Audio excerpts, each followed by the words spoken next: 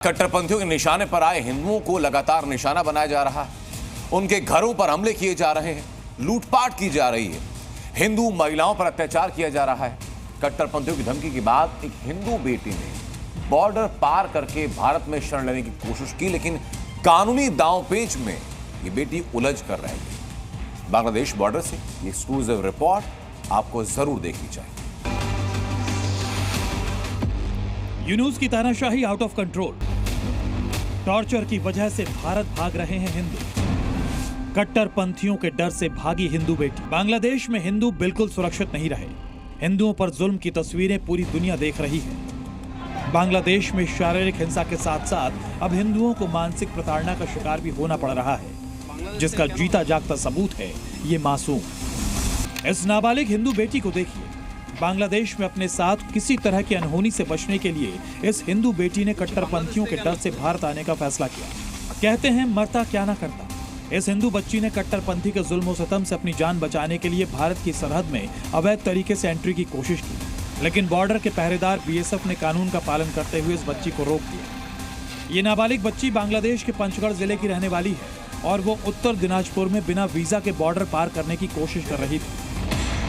बांग्लादेश की इस हिंदू बच्ची का अपराध ये है कि इसका परिवार इस्कॉन समर्थक है और बस यही वजह है कि ये कट्टरपंथियों के निशाने पर है। कट्टरपंथियों ने इस हिंदू लड़की को घर से उठाने की धमकी दी थी, जिसके डर से पहले तो ये बांग्लादेश में ही अपने पड़ोसी के घर छिपी रही, लेकिन उससे कोई फायदा नहीं हुआ। थक हार कर अपनी बेटी को बचाने के लिए इस पिता ने इसे जलपाईगुड़ी में अपने रिश्तेदार के घर भेजने का फैसला किया। लड़की के पिता मेडिकल रिप्रेजेंटेटिव का काम करते हैं। इस वक्त इस बच्ची की मां और पिता दोनों ही बीमार हैं। फिलहाल लड़की को जिला शिशु कल्याण समिति भेज दिया गया है।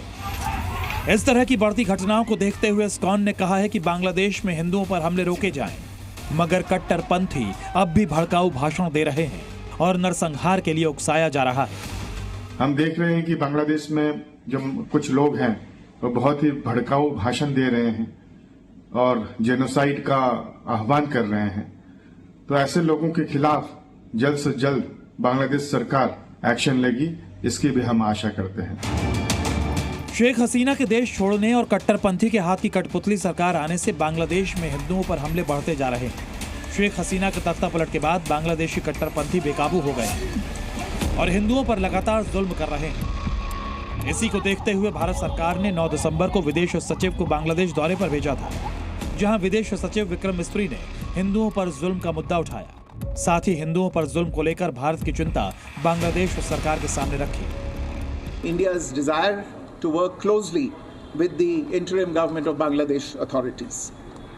At the same time, we also had the opportunity to discuss certain recent developments and issues, and I conveyed our concerns, including those related to the safety and welfare of minorities. Bangladesh में हिंदुओं पर बर्बरता के अलावा भी कई मुद्दों पर बात हुई, जिसकी जानकारी विदेश सचिव विक्रम मिस्त्री ने संसदीय पैनल को दी। दरअसल भारत और बांग्लादेश के बीच पड़ोसी संबंध होने के साथ साथ व्यापारिक रिश्ते भी रहे, मगर बांग्लादेशी हुकूमत के मौजूदा चीफ मोहम्मद यूनुस के राज में कट्टरपंथियों के इशारे पर हिंदुओं से बर्बरता खत्म होने का नाम नहीं ले रही है। जाहिर है ऐसे में बांग्लादेश के सामने भारत से कूटनीतिक संबंध मजबूत करने की चुनौतियां बनी रहेंगी। ब्यूरो रिपोर्ट, जी मीडिया।